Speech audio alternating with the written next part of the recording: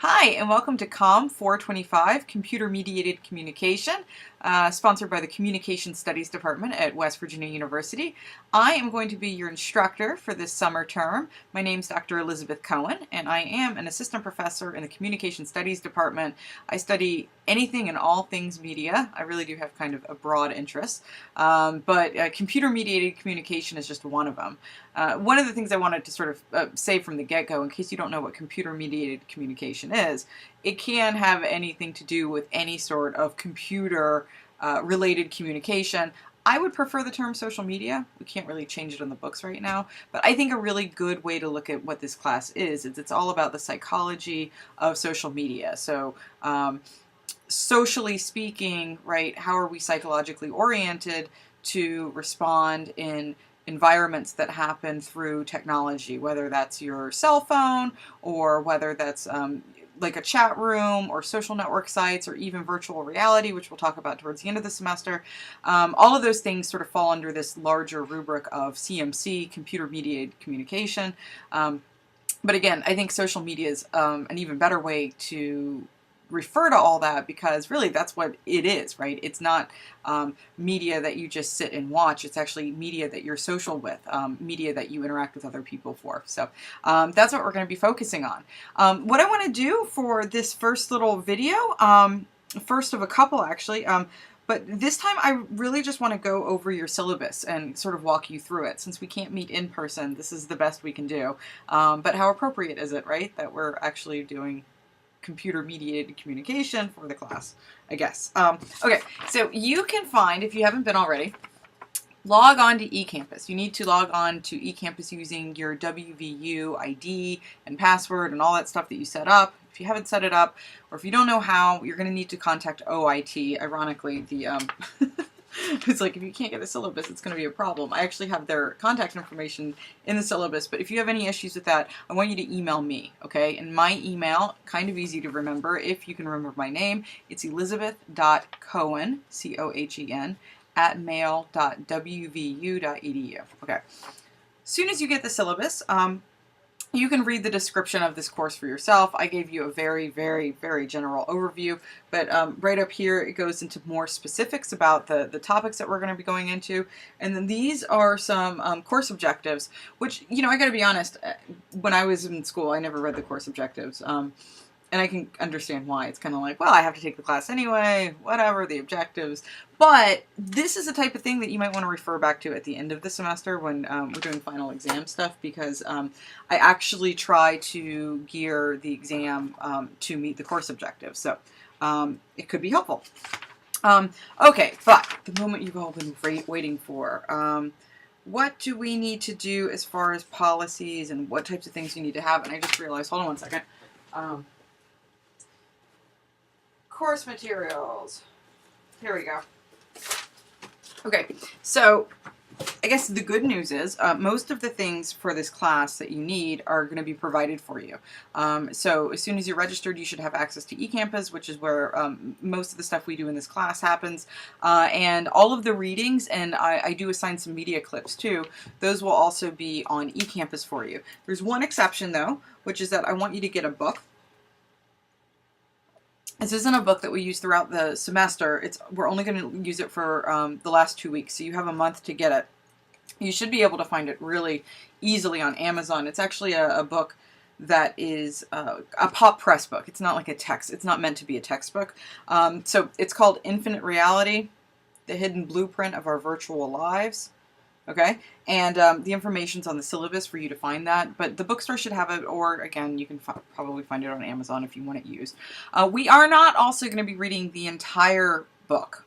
Basically, the last 2 weeks I assign about 3 chapters for each week, and it is a pretty quick read, but I wanted you to have the whole book because we are going to read such a large portion of it, and to be honest, I'm hoping you'll be interested in, this is a pipe dream for teachers, I'm hoping you'll be interested enough to read some of it on your own if you really get into it, so at least you'll have it in your possession. But I don't think it should be too expensive either, probably no more than about $15. So, okay, so that's the only thing you need to get as far as course materials.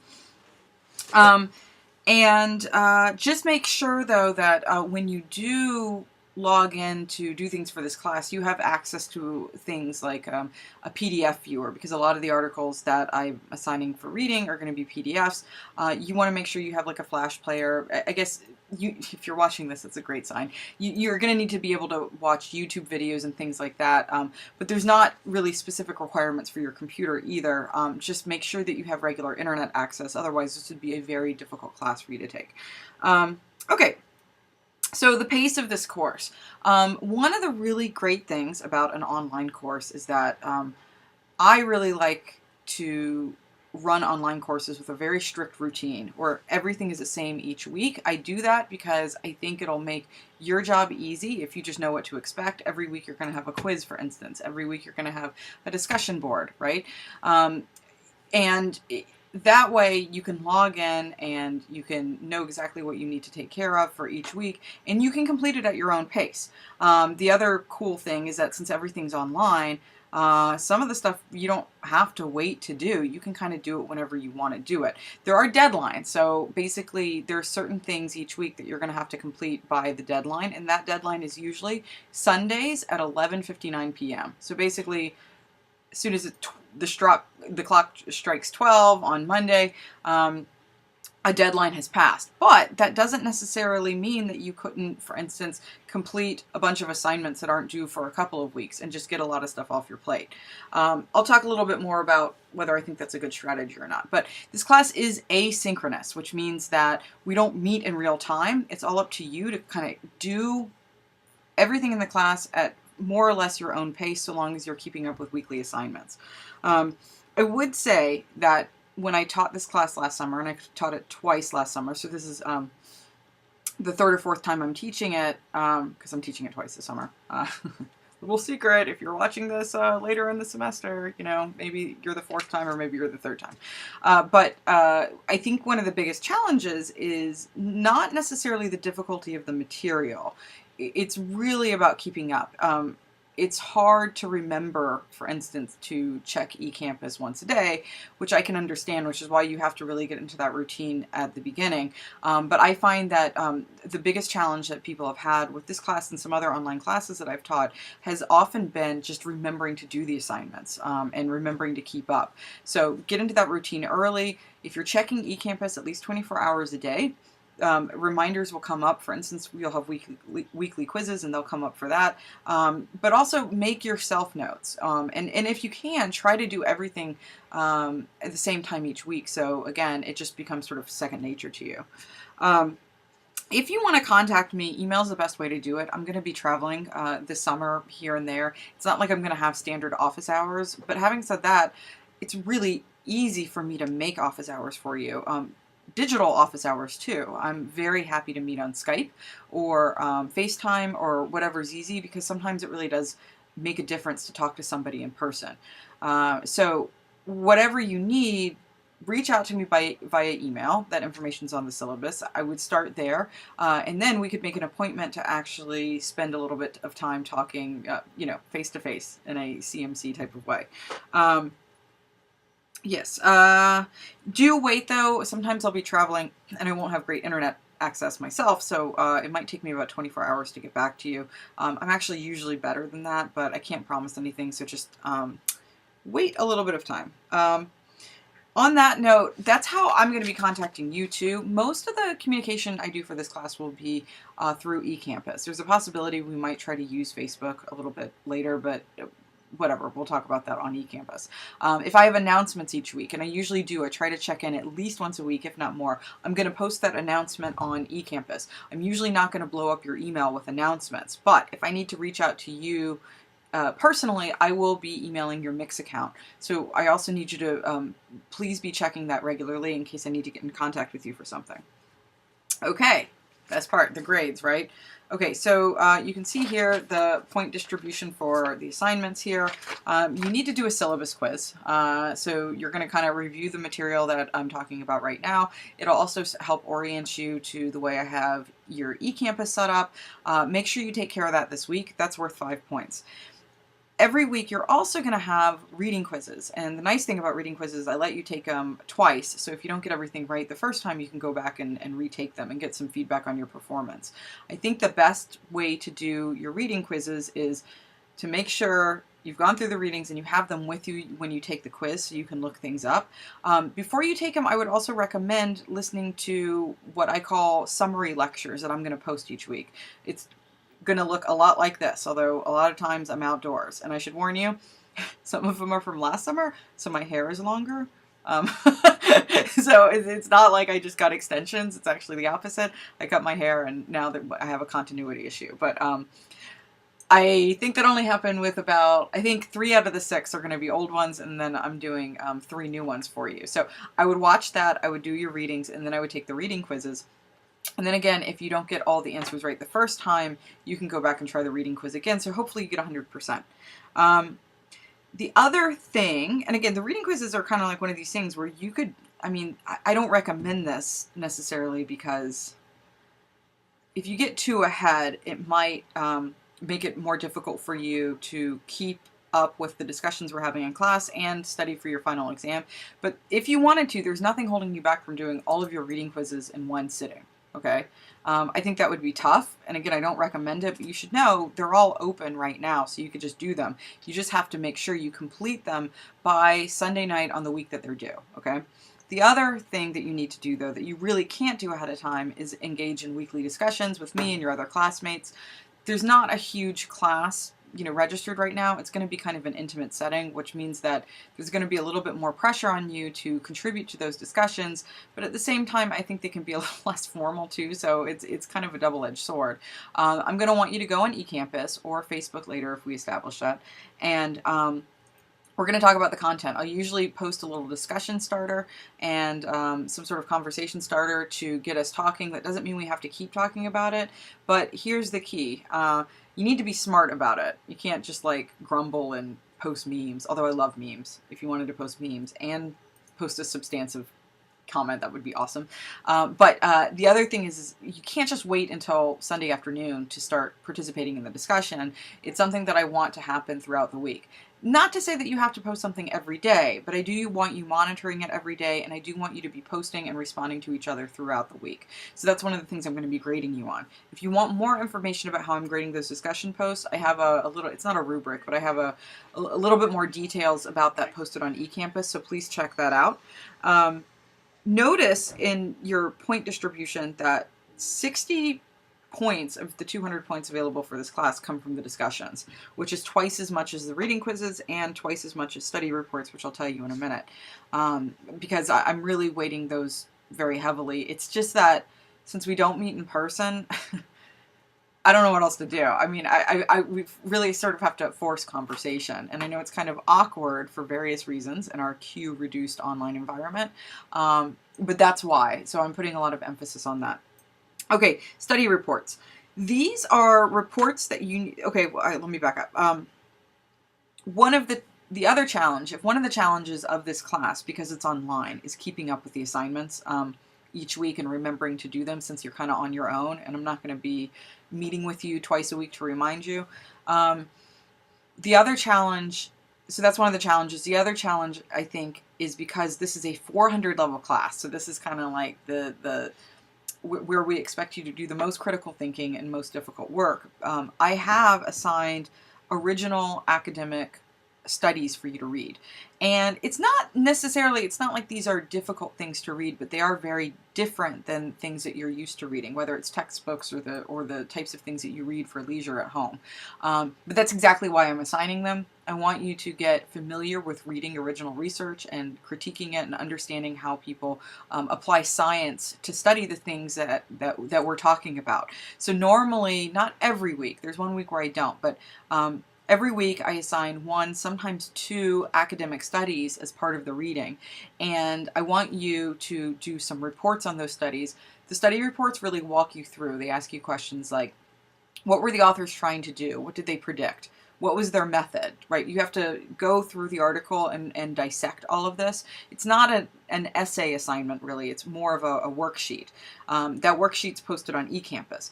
You don't have to do one of these every week. All I ask is that you do at least 3 of them during the semester.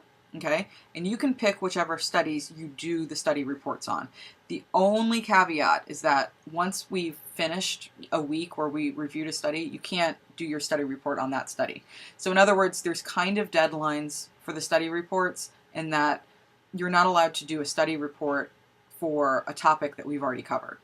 Does that make sense? I hope. But you can see in the back of your syllabus here, I've got all your assignments and everything, and you'll notice, if you can, like a little asterisk next to the study report. Anything with an asterisk is one of these studies, and so those are all eligible for your study reports. And also, these study reports are going to be just like your reading quizzes, where if you want, you can do them all in one sitting and just get them over with. Again, the only thing is you can't go back and complete studies that we've already talked about. You need to submit it before the end of the week when we're covering that particular study, okay? And then finally, at the end of the semester, you're going to have a final exam. It's going to be a mix of multiple choice and essays and all good things. The only thing that gets kind of tricky about the final exam is that it's not like in like a regular semester where you have like a finals week. And on the same week that you take your final exam, you're also going to be finishing up the last week of content. So I just want to give you a heads up that that last week is going to be kind of a busy week, because you'll have the things that you normally need to do, like your discussion, your reading quiz, and maybe study reports if you haven't finished them. And in addition to that, you're going to have to do your exam. So I just want to give you a heads up. That is, yeah, the last week, which is the week of the 22nd. And because final grades are going to be due before we finish up that week, even though most things are due on Sundays, this final exam is going to be due that Thursday. But I'll give it to you with at least a week for you to do it. So hopefully you'll have plenty of time. Okay, I think that covers all of the assignments. The rest of the stuff I think is pretty self-explanatory. You know, social justice, yada, yada, yada. Don't cheat. I mean, it's actually, cheating in this particular class is kind of hard because everything is open book, open note. You're welcome to talk to each other and collaborate with each other. Don't plagiarize. Don't take a study report that somebody else did for you or somebody's done in the past. But I'm actually not too concerned that that's going to be an issue.